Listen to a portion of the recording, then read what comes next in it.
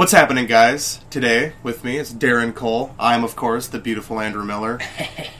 Today we're going to take a look at Sword Art Online. The show starts off in the year 2022 when a news organization broadcasts a new virtual reality MMORPG. This MMO is called Sword Art Online. Kiriyaga Kazuto decides to go pick it up. SAO is an MMORPG with a fantasy setting. It's a pretty classic fantasy setting, just like your basic WoW, RuneScape, Elder Scrolls.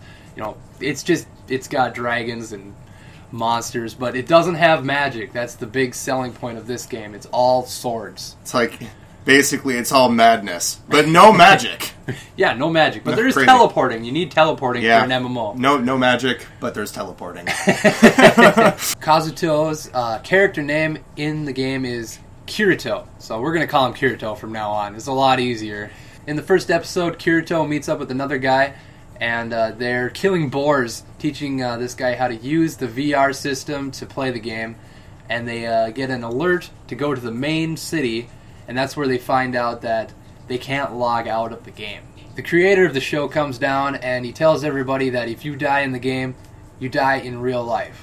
Once this information is received, the players find out that they must beat all 100 levels to actually escape the game. This becomes the main driving point of the first 14 episodes, dealing with Kirito and how he manages his friendships and other relationships while dealing with the fact that if you die, you die. Throughout all of Kirito's adventures, he runs into a wealth of people along the way.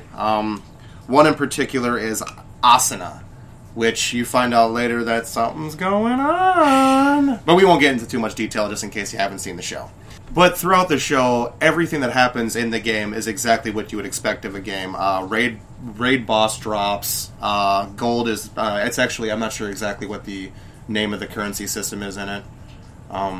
It's a form of gold.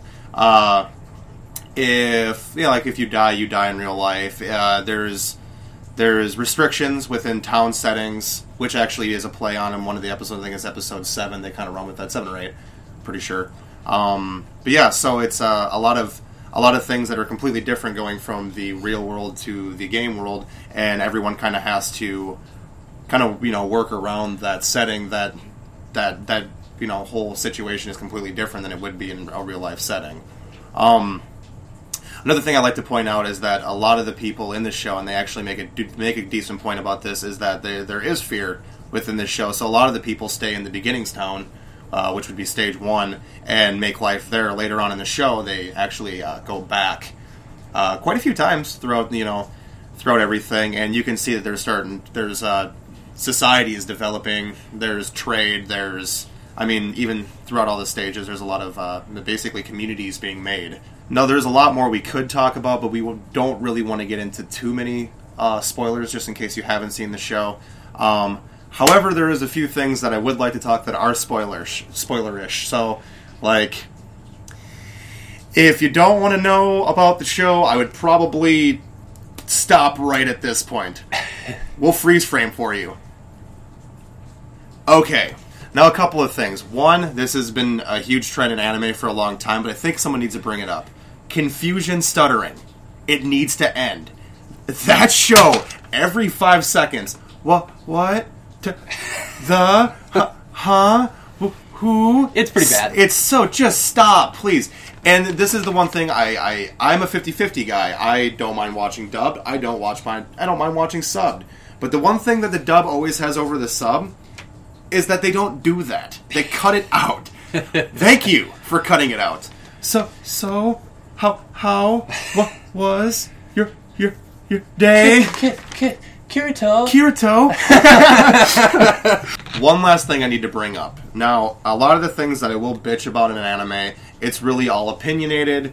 This is definitely one I can't really complain about because I obviously was not a writer for the show. But it needs to be brought up. There is a huge gap in the show.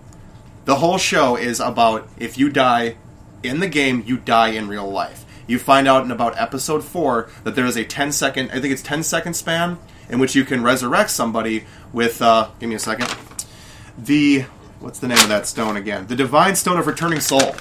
That he gets from Santa Monster. That he gets from Santa Monster. But that's going to be my main point. Kineto's fight with the main, I would say antagonist of the show at that point, but I don't know. You find out a little bit later he's not really that bad of a guy, I guess.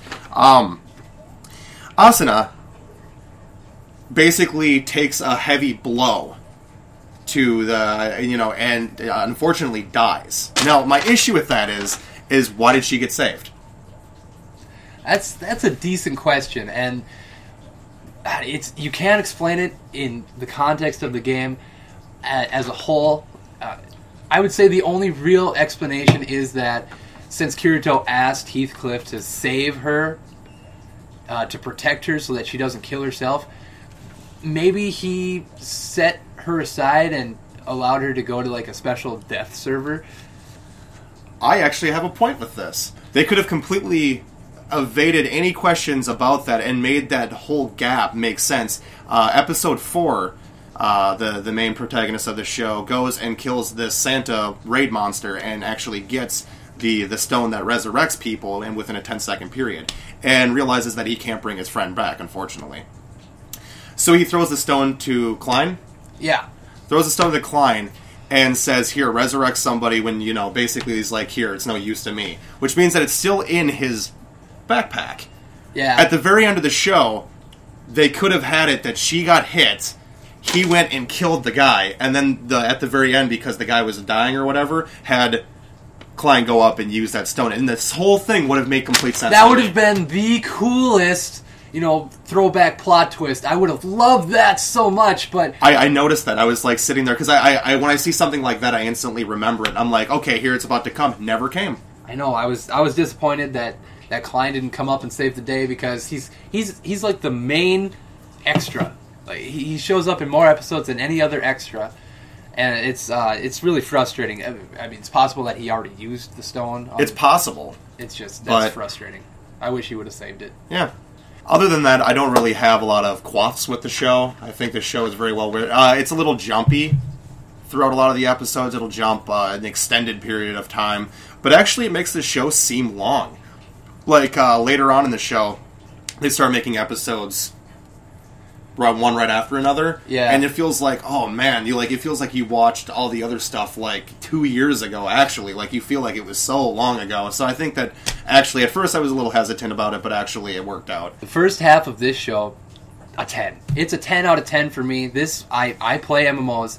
This show really hit the nail on the head for me. It's one of my favorites. Me, I'm going to give it a 9 out of 10. I felt like the writers had perfect opportunities to do throwbacks that would have made more sense to the whole story. I mean, it's the end of the 15 parts, 15-part saga of this show, and they instead of making sense of the show with one little scene, it would have been one little illustration difference. They completely just forgot that they even wrote that. Yeah, it's frustrating. It is frustrating. So I'm going to give it a 9 out of 10. Thanks a lot, you guys, for watching. As always, I'm Andrew Miller. This is Darren Cole. Don't forget to check out our Facebook page at RUNcast. Don't forget to like us on Twitter at RUNcast. And hey, don't forget to subscribe. Thanks. See you guys. Later.